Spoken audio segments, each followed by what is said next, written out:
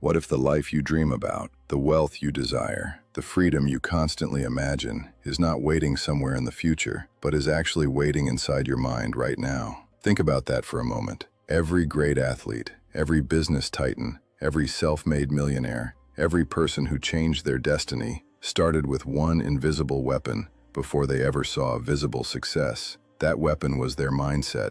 The truth is, wealth doesn't begin in your bank account. Success doesn't begin in your career. Victory doesn't begin on the outside. It begins in your thinking. Most people spend their lives reacting to circumstances. They blame the economy. They blame their background. They blame lack of opportunities. But champions do something different. They create opportunities where others see obstacles. They see setbacks as training. They see fear as a sign they're growing. They understand that if you master your psychology, you can master your results. And that is exactly what separates ordinary people from extraordinary achievers. Today, you're about to discover the principles that can completely transform how you think, act, and build wealth. These are not theories.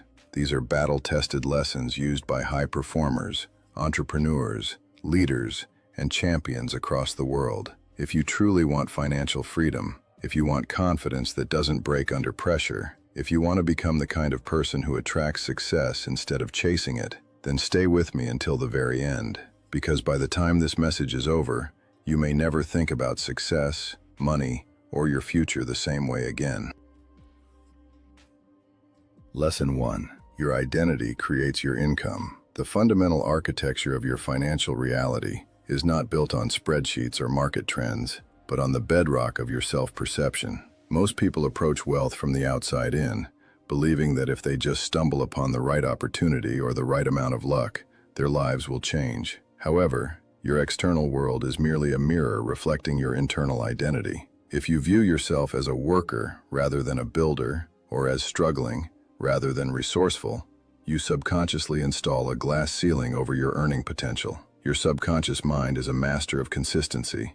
It will actively sabotage any success that doesn't align with your internal self-image. To change the digits in your bank account, you must first change the definition of who you are at your core. Consider the psychological phenomenon of homeostasis, where the body seeks to maintain a stable internal environment. Your financial identity works exactly the same way. When an individual who identifies as middle class suddenly gains a windfall of wealth, they often find ways to lose it. Not because they are unintelligent, but because their identity is uncomfortable with the new surplus. Conversely, a person with a millionaire identity, who loses everything, will almost inevitably claw their way back to the top because their self-image cannot tolerate the state of being broke. They don't see the loss as a definition of their worth, but as a temporary deviation from their standard. They are not poor, they are simply wealthy people currently between successes.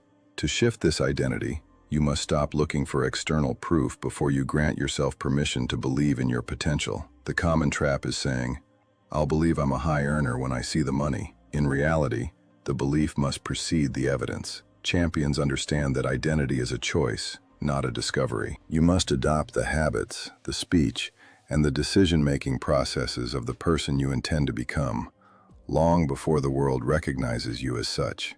This isn't about faking it. It's about intentional evolution. When you decide you are a problem solver, you stop seeing obstacles as walls and start seeing them as the very currency you trade for wealth. You begin to ask, how would a leader handle this?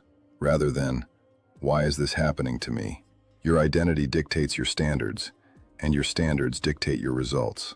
If you believe money is inherently difficult to acquire, your brain will filter out simple, high-leverage opportunities because they don't match your struggle narrative.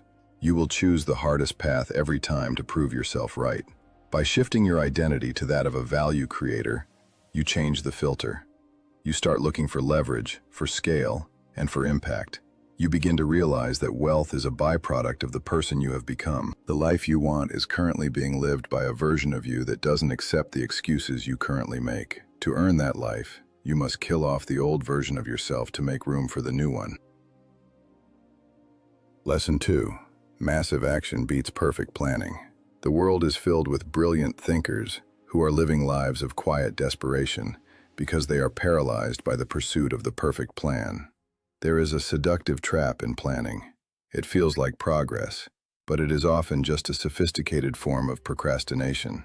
We tell ourselves we need more data, more research, or a more comprehensive strategy before we can launch. In reality, we are just afraid of being wrong. But wealth and success do not respond to those who think the most. They respond to those who move the fastest. A flawed plan executed with relentless intensity will outperform a perfect plan that sits on a shelf every single time. Action is the only thing that creates friction, and friction is the only thing that creates heat and energy. Clarity is not a prerequisite for action. It is a result of it. Most people wait for the fog to clear before they start driving, not realizing that the fog only clears as you move through it. You cannot think your way into confidence, and you certainly cannot plan your way into certainty. The marketplace is the only true laboratory. You can spend a year studying the theory of business, but you will learn more in 48 hours of actually trying to sell a product than you ever would in a classroom. Every failure encountered during massive action provides a data point that no book could ever offer. Mastery is not born in the vacuum of thought. It is forged in the fire of execution and the subsequent adjustments made on the fly. The concept of imperfect action is the secret weapon of the ultra-successful.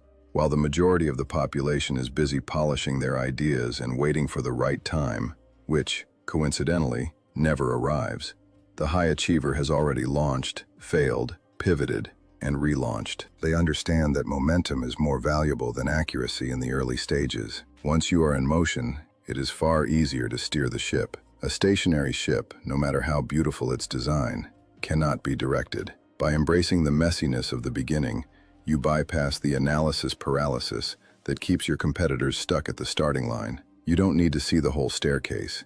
You just need to take the first step with enough force to propel you to the second. Wealth is built by execution, and execution requires a tolerance for embarrassment. You must be willing to look foolish, to be wrong, and to make mistakes in public. Most people value their ego more than their future, so they stay safe in the planning phase where no one can judge them. But champions know that the path to the dream is paved with the wreckage of failed attempts. Every time you move, you build behavioral momentum. This momentum creates a psychological state where winning becomes easier because you are no longer fighting the resistance of starting. You are a body in motion, and according to the laws of the universe, you will stay in motion until you reach your destination.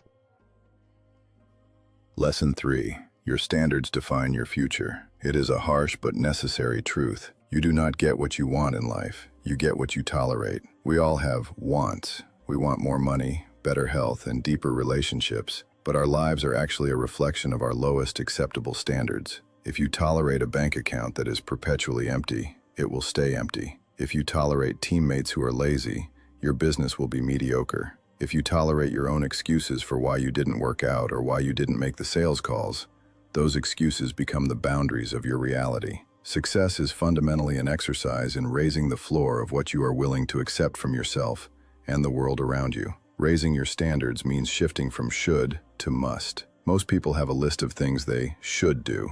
I should save money. I should start that project.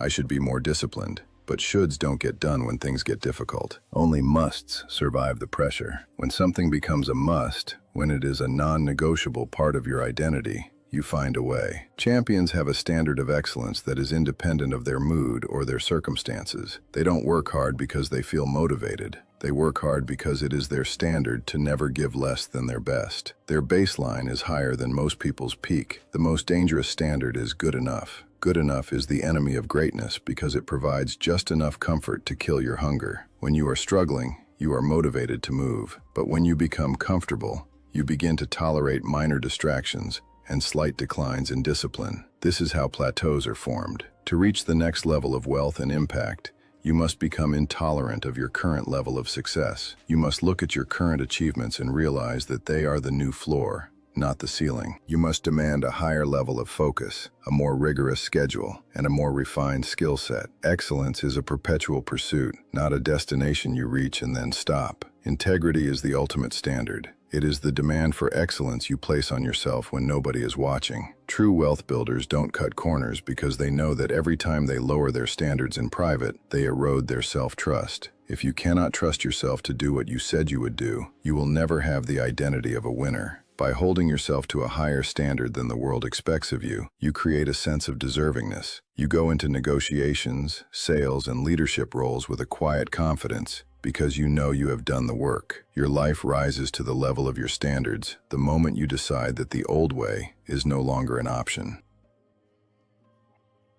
Lesson 4. Money follows value. There is a common misconception that money is something to be hunted or chased.